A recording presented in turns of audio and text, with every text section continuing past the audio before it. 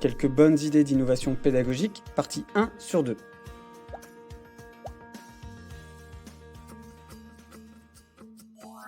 La démarche de concertation, notre école Faisons-la ensemble, offre une opportunité exceptionnelle d'insuffler dans les écoles françaises des démarches qui permettent de favoriser la réussite de tous les élèves, de réduire les inégalités et de favoriser le bien-être de tous. Mais quelle démarche choisir et mettre en œuvre ? Le Conseil scientifique de l'éducation nationale vous propose une liste, évidemment non exhaustive, de bonnes idées, dont l'efficacité a été mesurée dans des recherches internationales, que vous pourriez mettre en place de manière concertée à l'échelle d'un établissement ou d'un réseau. Cette vidéo en présente quelques-unes.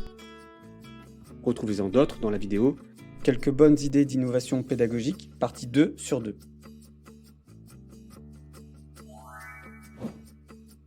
Mettre en place des stratégies pour améliorer la motivation des élèves.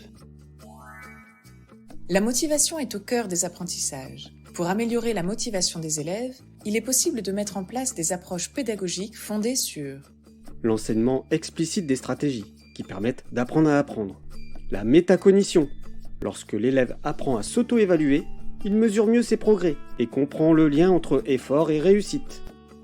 L'augmentation des motivations intrinsèques, telles que la curiosité, le sentiment d'auto-efficacité, la confiance en soi, en proposant des buts de compétences où l'élève se donne un objectif concret de maîtrise d'un sujet donné, plutôt que des buts de performance, comme des notes par exemple.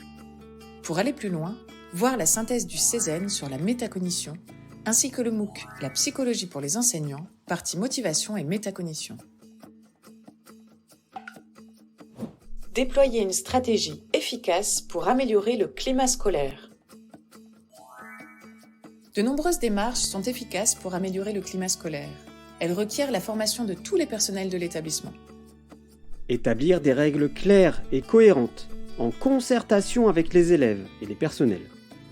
Enseigner explicitement les habiletés sociales et les comportements attendus. Privilégier la mise en avant des comportements positifs. Pour aller plus loin, voir le programme de soutien au comportement positif, ainsi que le MOOC La psychologie pour les enseignants, partie réguler efficacement le comportement des élèves. Favoriser l'attention et la concentration.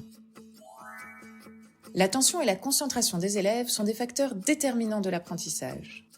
De nombreuses recherches ont montré que le long cours magistral n'est pas optimal, car les risques de perdre l'attention et la motivation de l'élève. Il est préférable de rendre les élèves actifs en posant des questions de façon régulière, sous forme de QCM par exemple, permettant un retour d'informations rapide et en s'aidant de certains outils numériques afin de fournir à chacun un retour individuel et ainsi de différencier l'apprentissage.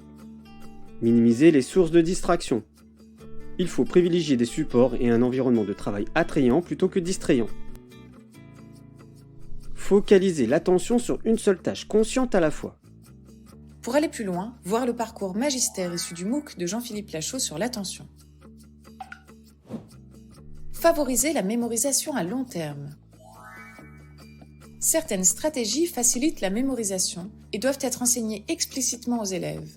Il est préconisé de mettre en œuvre une évaluation formative et de tester régulièrement les élèves afin de mettre à l'épreuve leur mémoire et faire en sorte qu'ils reçoivent un retour d'information sur leur performance.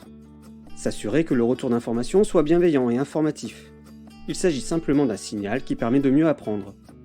Espacer progressivement les tests afin de favoriser la rétention à long terme. Proposer des outils de mémorisation active. Fiches de mémorisation active, carte double face, question d'un côté, réponse de l'autre. Ou à l'aide du numérique, carte QCM CAM, logiciel Anki ou Quizlet.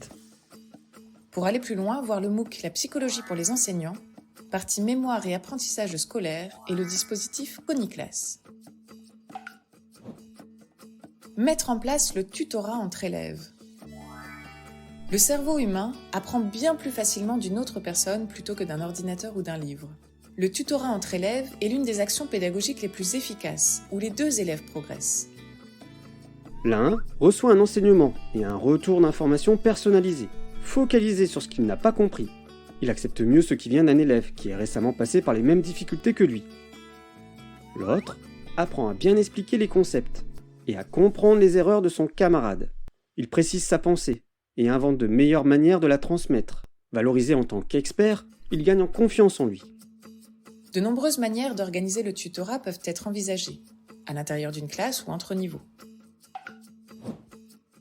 Maximiser l'engagement des parents. Il existe une relation forte entre l'attention aux apprentissages dans le cadre familial et la réussite scolaire.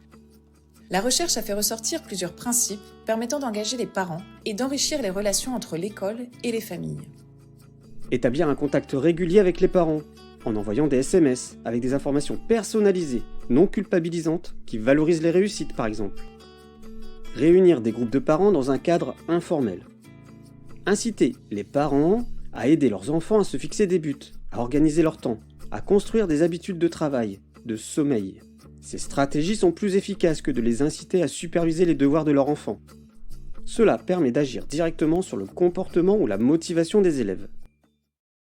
Pour aller plus loin, voir les ressources de la mallette des parents. En conclusion, les nouvelles idées ne sont pas nécessairement meilleures que les anciennes. Le plus important est de savoir quelles approches ont réellement fait leurs preuves au profit des élèves. Avant d'innover, il faut se renseigner sur les stratégies éducatives qui marchent ou, au minimum, sont cohérentes avec les connaissances actuelles sur les mécanismes d'apprentissage, les capacités d'attention, de mémoire, etc. C'est cette approche, plutôt que la simple envie d'innover, qui a le plus de chances de produire des effets positifs. Pour découvrir d'autres idées, nous vous invitons à regarder la vidéo Quelques bonnes idées d'innovation pédagogique, partie 2 sur 2. Issue du document du Conseil scientifique de l'éducation nationale, quelques bonnes idées d'innovation pédagogique.